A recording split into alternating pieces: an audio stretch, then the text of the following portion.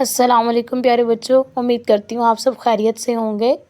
आज हमारे पास 4 अप्रैल 2026 की डायरी है। लेसन है हमारे पास एक्सपेंशन एंड फैक्टराइजेशन। एसएलओ है इक्वेशन एंड इनइक्वालिटी। ठीक है, इक्वेशन हमारे पास ऐसी एक्सप्रेशन होती है जिसमें अगर इक्वल का साइन आ जाए तो वो हमारे पास इक्वेशन बन जाती है, और जिसमें ग्रेटर देन या लेस देन की सिंबल्स आ जाएं वो हमारे पास इनइक्वालिटी बन जाती है। आज हमने एक्सपेंशन एंड फैक्टराइजेशन पढ़ना है। ठीक है, उससे रिलेटेड हमारे पास सबसे पहले क्लोज्ड एंड ओपन सेंटेंस का कंसेप्ट है।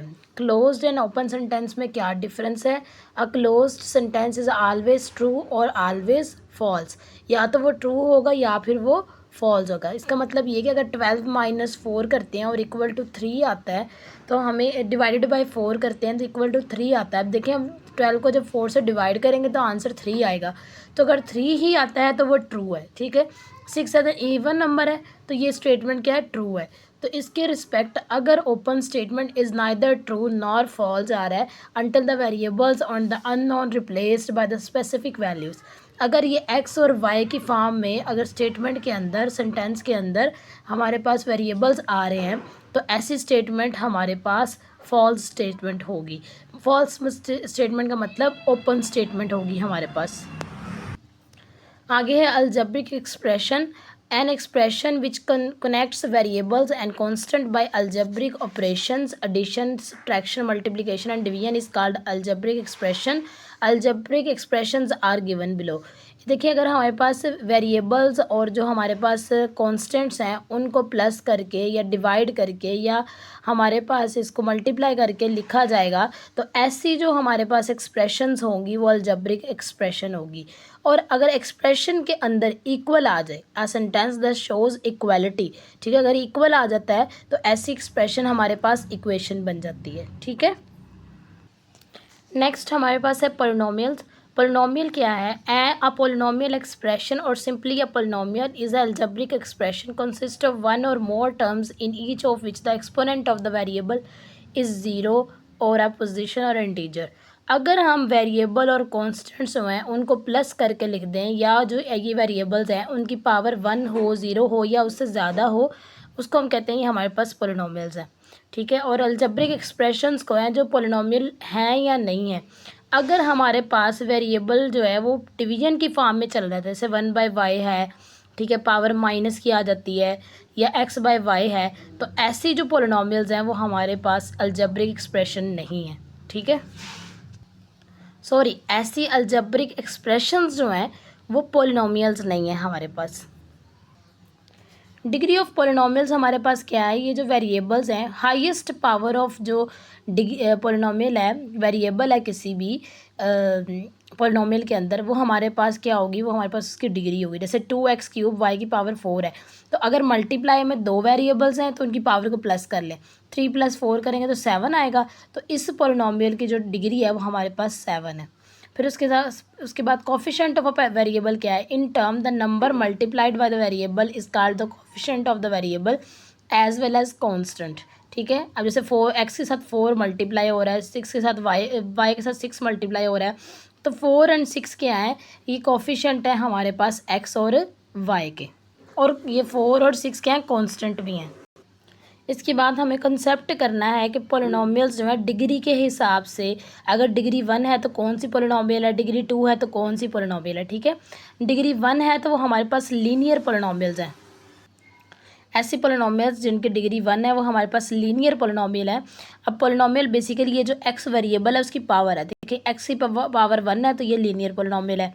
यहाँ पे पावर 1 है, यहाँ पे भी x और y दो अलग अलग जो वेरिएबल्स हैं लेकिन पावर दोनों की क्या है? 1 है। तो हाईएस्ट पावर इस पूरी एक्सप्रेशन की वो हमारे पास 1 है, तो ये लीनियर पोलिनोमियल है। इसी तरह अगर आपके पास डिग्री 2 की पोलिनोमियल आती है तो वो हमारे पास क्वाड्रेटिक पोलिनोमियल्स हो रहती है। जैसे x की पावर 2, यहाँ पे x², यहाँ पे x और y जो है, ठीक है, इसकी पावर देखें 2 हो जाएगी क्योंकि y की 1 x की 1 दोनों मल्टीप्लाई हो रहे हैं, तो +1 1 + 1 = 2 आ जाएगी। अगर डिग्री 3 की पोलिनोमियल आती है तो वो क्यूबिक पोलिनोमियल रहती है। अगर डिग्री 4 की पोलिनोमियल आती है तो वो बाई क्वाड्रेटिक पोलिनोमियल हो जाएंगी। ठीक है, इसी के साथ हमारे पास 2.4 आज कंप्लीट हमने करनी है। क्वेश्चन नंबर 1 में उन्होंने कहा है separate the open and close statement. 3x + 4 = 1। अब देखिए इसमें x अननोन वेरिएबल आ गया है, इसका मतलब ये ओपन स्टेटमेंट है। इसमें भी x आया तो ये ओपन स्टेटमेंट है। इसमें देखिए 5 × 4 है = 20 है, तो इसमें x भी नहीं आ रहा, इसका मतलब है ये हमारे पास क्लोज स्टेटमेंट है। ये हमारे पास ओपन स्टेटमेंट है, ये हमारे पास क्लोज स्टेटमेंट है और ये भी हमारे पास क्लोज स्टेटमेंट है। इसके बाद क्वेश्चन नंबर 2 है separate the expression and equation. जिसमें इक्वालिटी आ जाती है वो हमारे पास इक्वेशन है। जैसे इसमें इक्वल लिखा हुआ है इसका मतलब ये इक्वेशन है, इसके अंदर इक्वल नहीं है तो ये एक्सप्रेशन है। सेम एज इट इज़ ये इक्वेशन है, ये भी इक्वेशन है, ये भी इक्वेशन है, ये भी इक्वेशन है।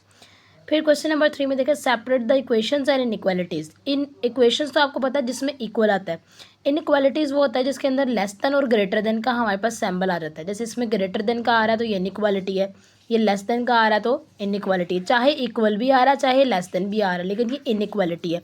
इसके अंदर देखिए इक्वल आ रहा है तो हमारे पास इक्वेशन है, ये हमारे पास इनइक्वालिटी है, ये भी इक्वेशन है और ये भी इक्वेशन है।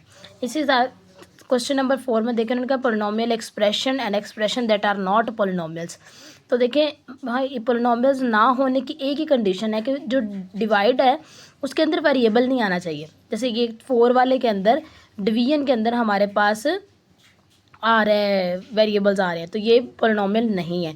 और इसी तरह थर्ड के अंदर पावर माइनस की आ रही है, इसलिए वो भी हमारे पास पोलिनोमियल नहीं है। क्वेश्चन नंबर 5 के अंदर what constant are used in the following expression. अब कांस्टेंट देखें जो वेरिएबल्स हैं उनके साथ जो हमारे पास नंबर्स हैं, ठीक है, वो कोफिशिएंट्स जो हैं वो कोफिशिएंट्स भी हैं और वो कांस्टेंट भी हैं। जैसे 7 है, -6 है और 3 है, ठीक है। आपने इनके सिंबल्स भी साथ में ही लिखने हैं। अगर माइनस आ रहा है तो आपने लाजमी लिखना है। तो 7, -6 और 3 है, इसमें 5 और -3 है, तो ज़रूरी नहीं है वेरिएबल के साथ वाला हो, जो वेरिएबल के बगैर है वो भी हमारे पास कांस्टेंट है। फिर 8, 2 और 5 है, ठीक है। इसी तरह क्वेश्चन नंबर 6 में उन्होंने कहा right the degree of the polynomials given below. इनके आपने डिग्री लिखनी है। जैसे इसमें वेरिएबल की पावर 1 है तो ये इसकी डिग्री 1 की पोलिनोमियल है। इसके अंदर हाईएस्ट पावर 2 है तो डिग्री 2 की पोलिनोमियल है। इसके अंदर देखें ये भी 3 है और इन दोनों को मल्टीप्लाई करके देखेंगे तो 1 है, तो पोलिनोमियल की 2 है, सॉरी, तो इस पोलिनोमियल की जो डिग्री है वो 3 है।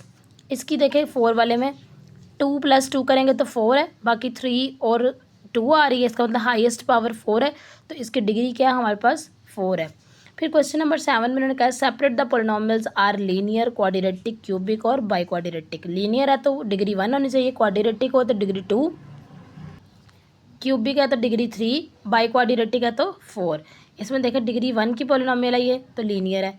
यहाँ पे हाईएस्ट पावर 2 है तो डिग्री क्वाड्रेटिक है, इसमें भी हाईएस्ट 2 है तो क्वाड्रेटिक है। इसमें देखें 1 है तो लीनियर है, इसमें 3 है तो क्यूबिक है, इसमें डिग्री 4 है तो बाई क्वाड्रेटिक है। यहाँ पे देखें इन दोनों को मल्टीप्लाई करते हैं, मतलब इनकी पावर को प्लस करते हैं तो 2, इसको 2 + 2 करते हैं तो 4। इसका मतलब है ये हमारे पास बाई क्वाड्रेटिक पोलिनोमियल है। ये जो है ये हमारे पास क्वाड्रेटिक पोलिनोमियल्स है। इसी के साथ हमारी ये वीडियो कंप्लीट भी हो रही है और एक्सरसाइज भी कंप्लीट हो रही है।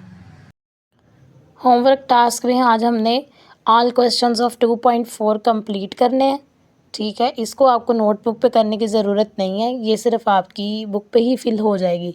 बुक पे आपने मुझे मेंशन करके और सारे क्वेश्चन जो हैं उनकी आपने मुझे पिक भेजनी है, पिक्चर भेजें, ठीक है। इसके साथ वीडियो का इख्तिताम होता है। फ़ी अमानिल्लाह।